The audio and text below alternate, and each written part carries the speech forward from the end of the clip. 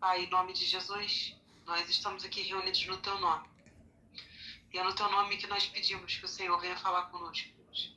Amém. Senhor, que a Sua palavra seja ensinada, ministrada. Amém, Que Senhor. os nossos corações, os nossos ouvidos, a nossa mente esteja preparada para ouvir aquilo que o Senhor tem para falar conosco. Amém, Senhor. Senhor, que nenhum A, Deus, que nenhum tio, Senhor, seja acrescentado à Sua palavra. Amém, E Senhor. que nada aqui venha ser dito que não seja da Sua vontade. Amém, Senhor. Pedimos, ó Pai, que o Senhor fale conosco e declaramos que o Seu Espírito Santo é o único que tem liberdade nesse grupo. Amém, Senhor. Nós te Amém. agradecemos por essa reunião e pedimos, seja conosco, em nome de Jesus. Amém. Amém. Vamos lá, meninas. Sandrinha, antes de você começar, só pra falar uma coisa. Eu não ia entrar, mas, olha, gente, eu não ia entrar. Aí Deus tocou e falou assim, por que você não vai entrar? Deu uma sensação tão boa quando eu abri e vi vocês aqui, que eu tinha que falar isso pra vocês. Chegou. Olha, muito bom. Eu tô aqui de pé, pra gente, cansada, mas tô de pé. É assim que Deus gosta. É assim que Deus gosta. Deus gosta assim. Vamos lá. E Ele está aqui com a gente. Está aí com vocês e está com todos nós. Hoje a gente vai ler o segundo livro de Samuel, no capítulo 10. Que se apresenta no seguinte cenário, né? Davi cumpriu a promessa que fizera para Jonatas, ao saber que Mefibosete, filho de Jonatas, ainda vivia. Entregou-lhe as terras que pertenciam a Saul, seu avô, e ainda convidou Mefibosete para participar da sua mesa, de sua família. Davi usou de bondade, o que aponta para a vinda de Jesus, que é a bondade em pessoa e a bondade do seu reino no céu, né? E aí vamos ler. Davi vence os amonitas e os sírios. Algum tempo depois morreu o rei Naás, do país de Amon, e o seu filho Anum se tornou rei. E Davi disse, eu serei bondoso com Hanum.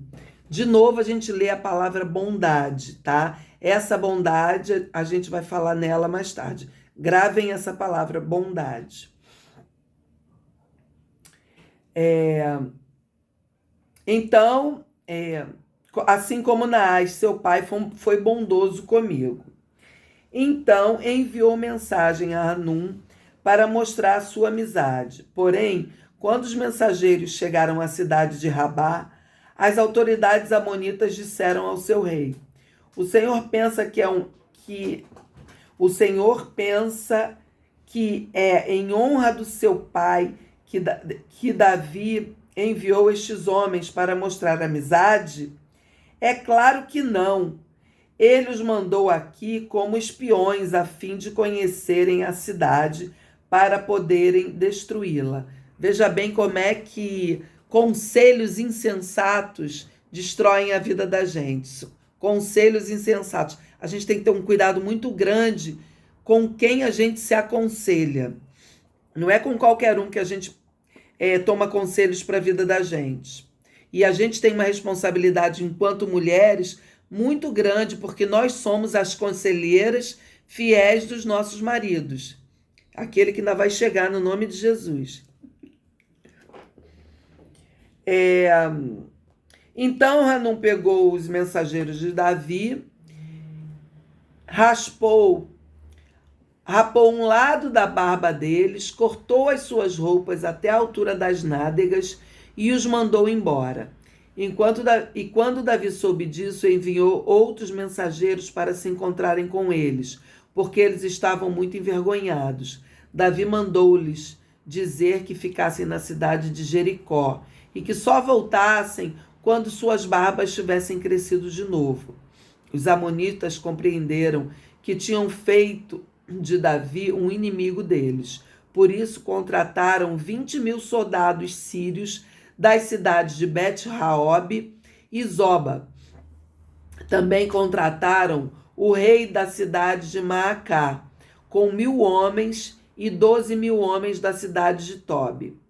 Davi soube disso e enviou contra eles Joabe, com todos os melhores soldados do exército israelita. Os amonitas saíram e tomaram e tomaram posição na entrada da cidade de Rabá, enquanto os outros sírios de Zoba e de Reob e os homens de Tobi e Maacá tomaram posição em campo aberto. Joabe viu que as tropas inimigas os atacariam pela frente e por trás. Então escolheu os melhores soldados de Israel e os colocou de frente para os sírios. Deixou o resto das suas tropas sob o comando de seu irmão Absai, que as colocou de frente para os amonitas. E Joabe disse a Absai: se você perceber que os sírios estão me vencendo, venha me ajudar. E se os amonitas estiverem vencendo você, eu irei ajudá-lo. Seja corajoso, vamos lutar com firmeza pelo nosso povo e pelas cidades do nosso Deus. E que seja feita a vontade de Deus, o Senhor. Vê aqui que ele faz uma oração rápida, que seja feita a vontade dele, não a nossa, né? Isso é muito importante, que eu vou falar daqui a pouco também. Então Joabe e os seus soldados avançaram para atacar os sírios e os sírios fugiram. Os amonitas viram os sírios fugindo, então também fugiram de Absai e voltaram para dentro da cidade. E Joabe parou de lutar contra os amonitas e voltou para Jerusalém. Quando os sírios viram que tinham sido vencidos pelos israelitas, reuniram de novo todas as suas tropas. O rei Hadadezer mandou chamar os sírios que estavam do lado leste do rio Eufrates. Então eles foram até a cidade de Elã. Na frente deles ia Sobaque, o comandante do exército de Hadadezer.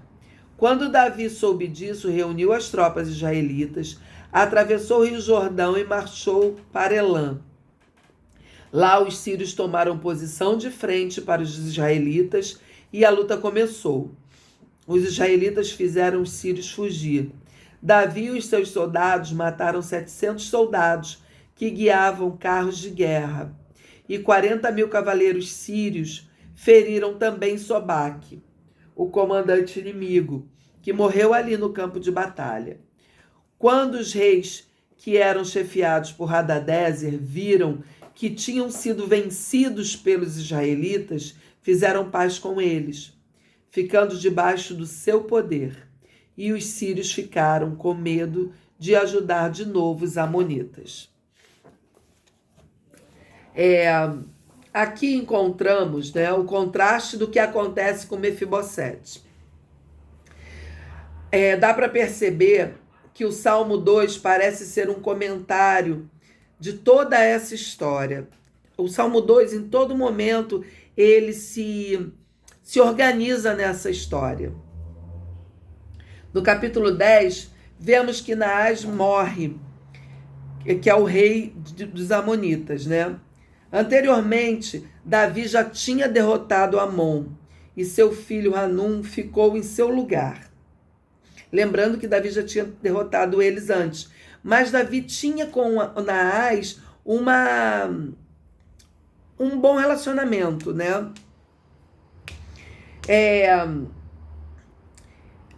E Davi demonstrou lealdade. Novamente eu digo lealdade, naquela palavra bondade, que quer dizer hesed. No hebraico quer dizer hesed, né? No hebraico, que assim como ele demonstrou hesed, a bondade de Deus, a Mefibosete. Por isso que eu digo que aqui tem um contraste. Ele demonstra hesed também a Naum. Mefibosete, quando ele mostrou essa bondade, a bondade de Deus para Mefibosete, ele se derramou diante de Davi. Ele honrou o rei Davi. E ele foi honrado por Davi, e essa bondade de Deus caiu sobre a vida de Mefibosete.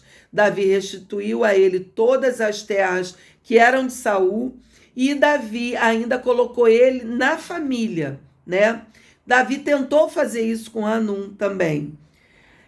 E, no entanto, por mau conselho, Hanum resolveu fazer o contrário de Mefibosete. Naás era leal a Davi e Davi queria honrá-lo. Não deu certo. pois o novo rei mandou que fossem presos e humilhados e o expulsou de suas terras todos os representantes que Davi tinha enviado a ele. Isso foi recebido por Davi como uma declaração de guerra. Eles pegaram eles pegaram os embaixadores que Davi havia enviado, cortaram a metade de suas barbas, o que era um sinal de vergonha extrema naquele tempo, a barba que significava um sinal de virilidade de um homem, significava que ele era um homem de verdade. Eles cortaram a metade das suas barbas, eles expuseram suas nádegas, que também era um sinal vergonhoso.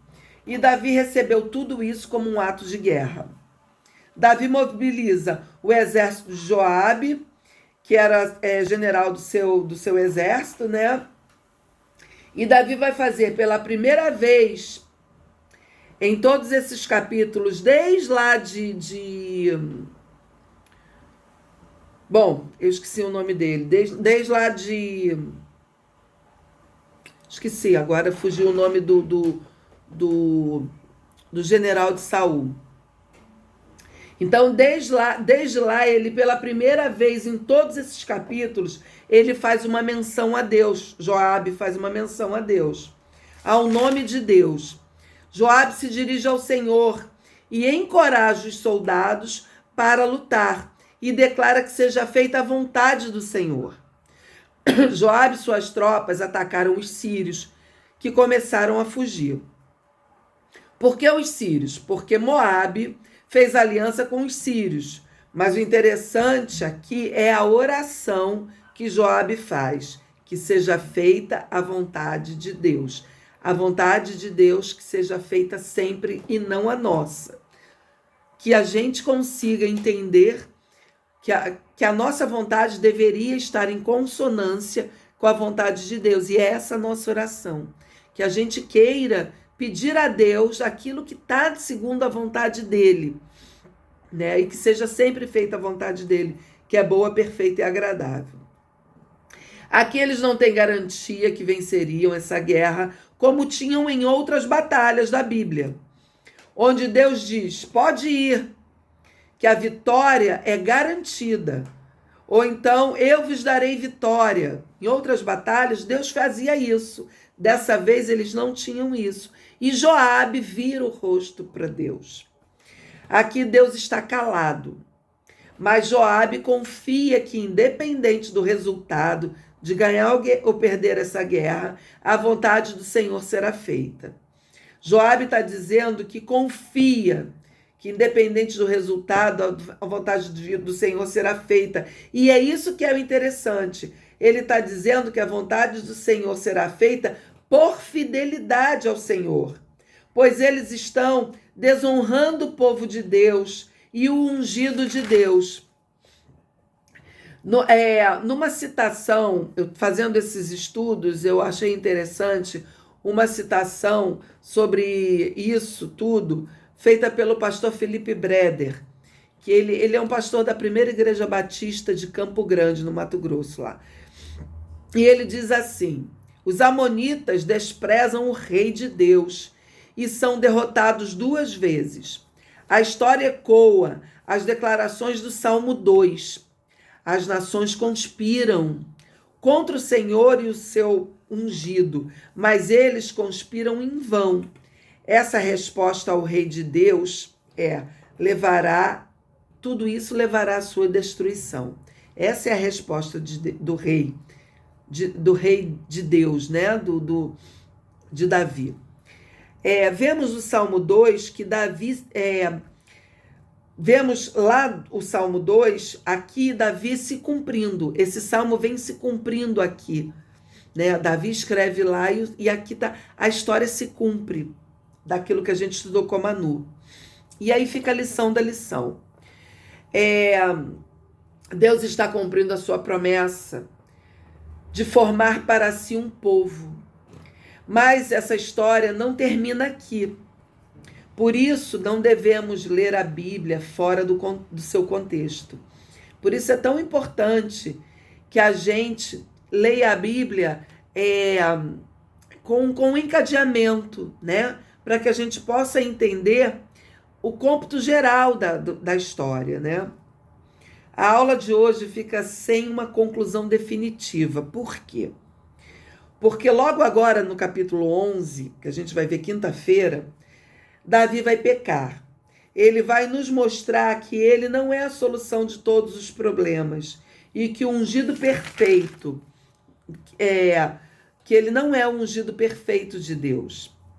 Ele nos aponta para Jesus. Ele prefigura Jesus. É Deus preparando o caminho para Jesus. Mas Davi não é o cumprimento total da promessa que Natã fez para ele mesmo, para Davi. Natã fez a promessa para Davi no capítulo, acho que no capítulo 9 ou 8, ele fez a promessa para Davi que da descendência de Davi viria aquele que seria conhecido por toda a terra. Nós veremos que Davi vai frustrar bastante os planos de Deus, mas apesar disso, pela sua graça, Deus vai continuar abençoando e preparando o seu povo para a vinda do Messias. Em outra citação do mesmo pastor, ele diz assim: que esperança há para os rebeldes contra o Rei de Deus? O Salmo 2 termina assim: bem-aventurados todos os que nele se refugiam. Somos todos rebeldes contra Deus. Todos nós tentamos viver nossas vidas sem ele. Todos nós merecemos seu julgamento, mas o próprio Cristo fornece um refúgio de seu próprio julgamento. O próprio Cristo fornece um refúgio do próprio julgamento de Deus. Ele tomou sobre si o julgamento do seu povo na cruz. Isso é muito fantástico, gente. Isso é maravilhoso demais. Jesus é o verdadeiro ungido, Rei de Deus. Ele é o verdadeiro ungido Rei de Deus, que realmente se tornou conhecido em toda a terra, como disse lá o profeta Natã, e tem todas as nações debaixo de si. Jesus é o verdadeiro cumprimento da profecia de Natã, é o verdadeiro cumprimento do Salmo 2. E para finalizar, Davi é o Cristo ungido de Deus, mas vai nos decepcionar. Ele não é perfeito. Ele prefigura o Cristo, o Rei Supremo Jesus. O próprio Davi não é o Rei Supremo que Deus espera para o seu povo. Ele tem as suas falhas, e muitos pecados muito graves. E o que podemos aprender hoje? Uma coisa é clara no Salmo 2 e na história de Davi, que no seu Salmo 2 lá, Deus diz: eu estabelecerei o meu ungido em Sião. Independente de tudo, das falhas, das guerras, de qualquer coisa, Deus estabelecerá o seu trono na terra por meio de Jesus Cristo. Esse reinado já começou em Cristo, mas ainda aguardamos que ele virá em plenitude. Maranata, ora vem, Senhor Jesus.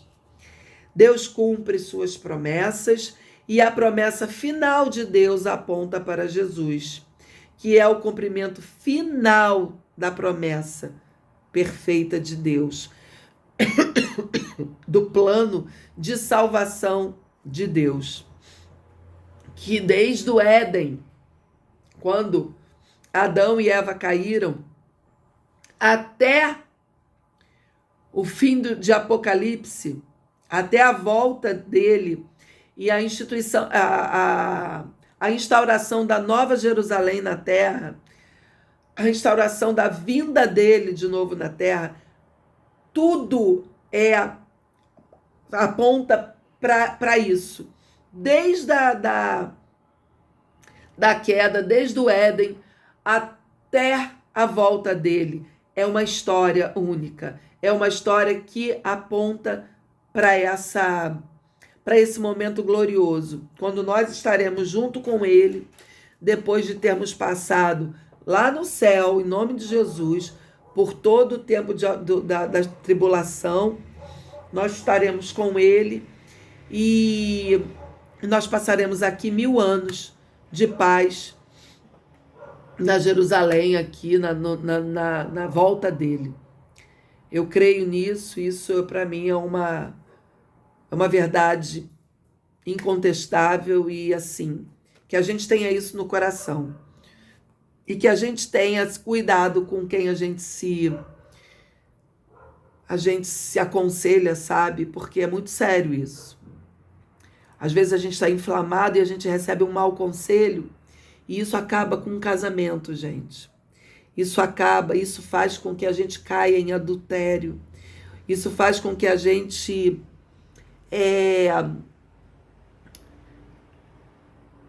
cometa pecados e crimes muito graves, crimes reais na sociedade, porque um mau conselho no momento de ira é combustível para o fogo do inferno na vida da gente, sabe? E a gente tem que ter um cuidado muito grande. Se a gente não tiver ninguém à nossa volta que possa nos aconselhar com fidedignidade, com aquilo que a gente crê aqui, que a gente ponha o joelho em terra e a gente se aconselhe com o Espírito Santo que habita em nós. Que a gente vá para um banheiro público, para algum lugar, e que a gente se recolha no Senhor, para que o Espírito Santo tenha liberdade para nos mostrar aquilo que Ele quer. Porque nem sempre os nossos ouvidos estão afiados por conta da nossa alma. Muitas vezes a nossa alma ensurdece os nossos ouvidos. Então que a gente se recolha. Ou que a gente faça como eu faço. Toda vez que uma coisa muito grave me acontece, eu corro para Camila. A Camila é uma conselheira fiel e idônea na minha vida, sabe? E ela tem sempre uma palavra de sensatez e de perdão e de restauração, sempre. Ela sempre tem. E assim, se não existirem Camilas nas nossas vidas, que a gente vá ao Espírito Santo. Sempre, sempre. E era isso que eu tinha para dizer hoje. A gente ainda tem uns minutinhos e eu gostaria de que vocês nos presenteassem com alguma coisa que o Espírito Santo tenha dito aí para vocês. Essa sua fala final linka com o que a Manu falou ontem, né? De quando a gente pediu, que a gente aprendeu ontem, assim, que o único que tem exatamente aquilo para falar com a gente é Deus, né? Que às vezes a gente acaba escutando, porque ninguém sabe exatamente quem nós somos, né? Só Deus, no nosso íntimo. O único que... Eu sempre falo isso, assim, desde que eu conheci a Manu, é uma pessoa que eu falo que é a sua Camila. Deus. A Manu não tem nem o que falar, vamos pular essa parte. Mas eu tenho uma amiga que ela estava passando por um momento muito difícil de separação, de tudo. E ela tinha uma outra que ficava falando na cabeça dela. Aí um dia eu chamei ela e falei assim, pensa direitinho, vamos lá. Você quer separar para quê?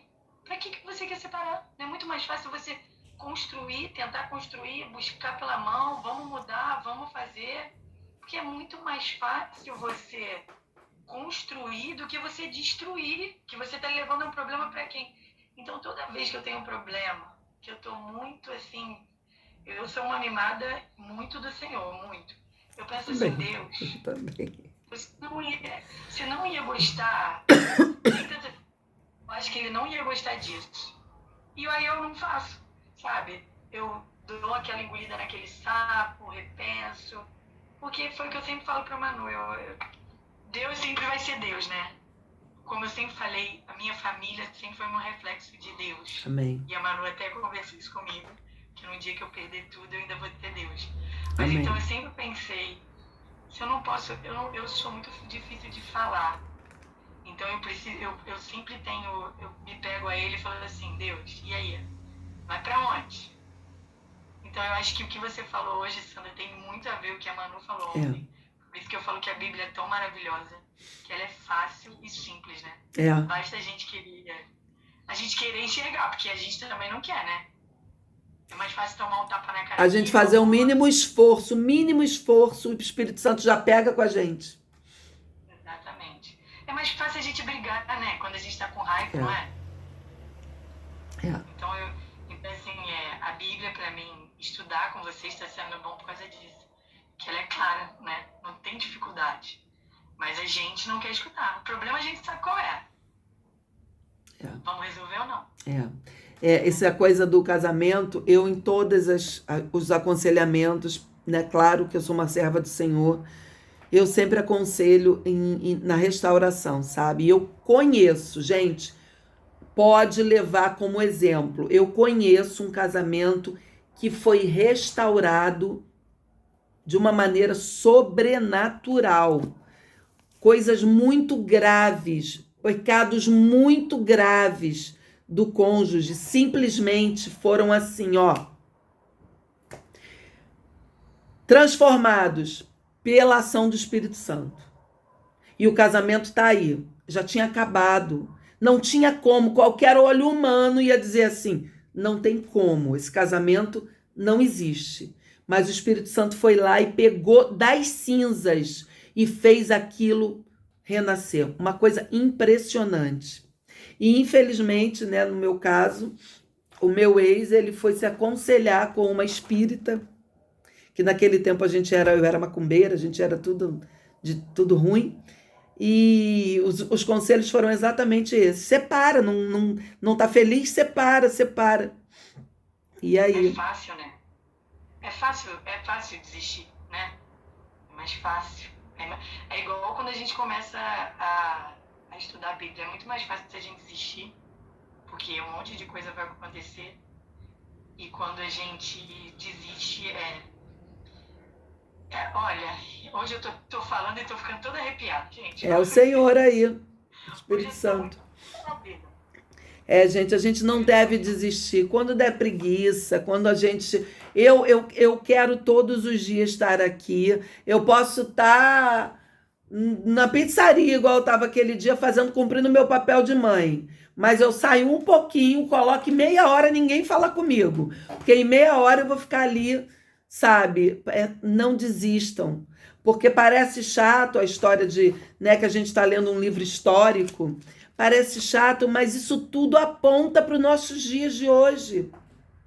Tem sempre um ensinamento para a gente hoje. E a Manu foi inspirada, como sempre, pelo Senhor, trazendo salmos junto, sabe? E isso está encadeado de uma maneira, porque muitos salmos foram escritos por Davi, né? E assim, foi inspiração do Espírito Santo, para que a gente pudesse otimizar mais ainda o livro histórico.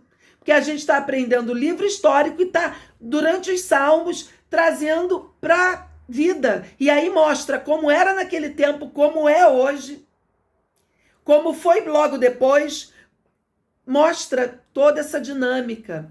E assim é a palavra do Senhor, sabe? Parece que o Antigo Testamento é chato, mas não é. O Antigo Testamento tem histórias que, guardadas as devidas proporções culturais da época de hoje, são iguais. A gente vai ver daqui a pouco Davi matando o melhor amigo porque se viu sem saída, porque adulterou com a mulher do amigo. A gente vai ver Davi acobertando seu filho que estuprou a irmã. A gente infelizmente falando, né? Mas é tão atual. Se a gente ligar a Globo, que a gente não faz isso, glória a Deus, amém? Mas se a gente ligar a Globo, a gente vai ver o Antigo Testamento todinho ali. Não precisa nem muito longe, Sandra. A gente pega histórias até assim, muito perto da gente, né? Você não precisa nem muito longe para você ver essas histórias tão aterrorizantes. De coisas que você fala assim, cara, como é que pode ter isso nesse lugar? Então, assim, é muito aterrorizante. E Deus nem escondeu isso da gente. Ele mostrou. Tá aí, tá na palavra dele. Por que que ele inspirou para que isso tudo fosse visto? Para que a gente aprendesse e a gente se resguardasse desse mal. Mas poucos são aqueles que se dispõem a estudar o Antigo Testamento. E as pessoas ainda se atrevem a ver Deus como um Deus mau. Ao inverso. Essa por Deus não, é igual eu falo assim, a falsa interpretação da Bíblia, você acaba vendo esse Deus mal. Por quê? As pessoas querem ler aquilo que elas querem escutar, né? É o evangelho à minha conveniência. Exatamente. Então, assim, por isso que eu falo que é engraçado eu gostar daqui, que a gente acaba conversando sobre... Que às vezes você entra na igreja, na instituição, e as pessoas querem interpretar aquilo da forma que elas querem passar a Bíblia, sabe? E aquilo me deixa um pouco doida, porque eu falo assim, gente, não está escrito isso. É uma coisa tão simples. Então, assim, e eu falo que aqui nesse grupo a gente traz a facilidade que Deus queria que a gente tivesse, sabe? Que a gente isso, por isso que eu falo, eu tenho certeza que eu vou encontrar um lugar que eu vou conseguir. O pastor da minha cunhada, ele até brinca, ele falou assim, você tem que ir lá, você tem que frequentar nossa igreja, que o pastor vai adorar dialogar com você. Porque, assim, tem coisas que eu questiono, que eu falo assim, gente, meu Deus, vocês estão doidos. Isso aí, sabe o que é isso, né? Isso aí é esse chamado dela, hein, Manu? É o chamado dela. Essa menina deve ter chamado para mestre, talvez, eu acho. Porque questionador vamos a fundo, vamos lá do fundo, sabe? Exatamente. Isso é profetiza pura. Gente, mas um dia a gente vai... Não, aqui eu tô toda arrepiada. Vamos orar, tô toda arrepiada. Olha, eu te convido para ir na minha igreja. Eu mudei de igreja agora, semana passada, não por briga, nada não. Mas é porque estava muito caro.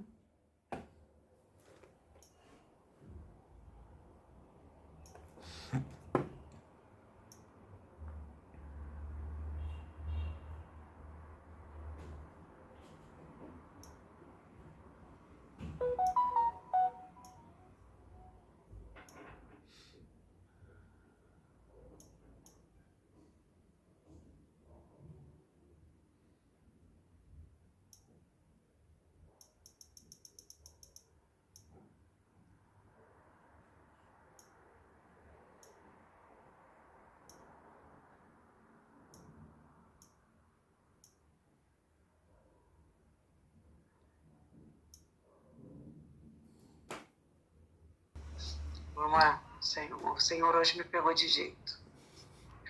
Oremos todos. Amém. Tinha que ter vindo de capacete hoje. Tô entendendo muito não, mas você tá, né? Eu tô. O pior que eu tô. Até queria não estar, mas tô.